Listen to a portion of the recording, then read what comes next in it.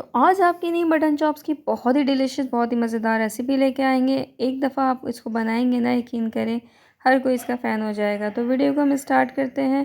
सबसे पहले यहाँ पे मैंने मटन चॉप्स ले ली थी। इस तरीके के वॉश कर लें इसको। इस तरीके की चॉप्स आप ले लें। इसके बाद एक पैन में इसको ऐड कर दें।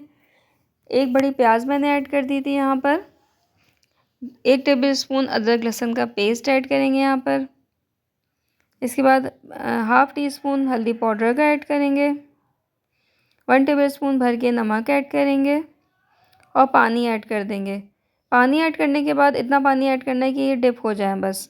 इसके बाद मैं इसको गलने के लिए रख दूँगी चूल्हे पर। और चूल्हे पर गलने के लिए देखें यहाँ पे अच्छी तरीके से मैं इसको गला रही हूँ। ढक के कवर करके इसको गला लेंगे हम, फुल डन इसको कर लेंगे। और ये देखें यहाँ पे बहुत अच्छी सी गल गई हैं। देख लें इनका पानी भी तकरीबन खुश्क हो गया है। दूसरी तरफ एक मैरिनेशन बना लेंगे। इसमें तकरीबन हाफ़ कप दही ले लिया था।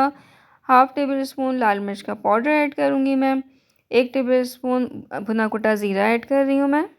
हाफ़ टेबल स्पून यहाँ गरम मसाला पाउडर ऐड कर रही हूँ। अब यहाँ पे हल्दी पाउडर ऐड किया है 1/4 टीस्पून।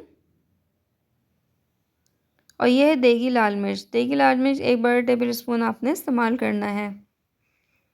इसके बाद लेमन जूस ऐड किया है 1 टेबल स्पून।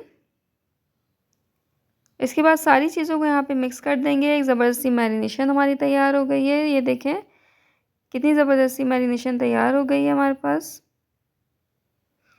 सारी जो चॉप्स हैं इसको मैं इस तरीके से ऐड कर दूँगी इसमें और एक कोटिंग बना लेंगे हम इस पर। और ये देखें सारे हाथ की मदद से आप इसको कोट कर दें। इस तरीके से सारी जो है वो मैं कोट कर दी हैं। इसके बाद तकरीबन आधे घंटे के लिए इसको रेस्ट देंगे।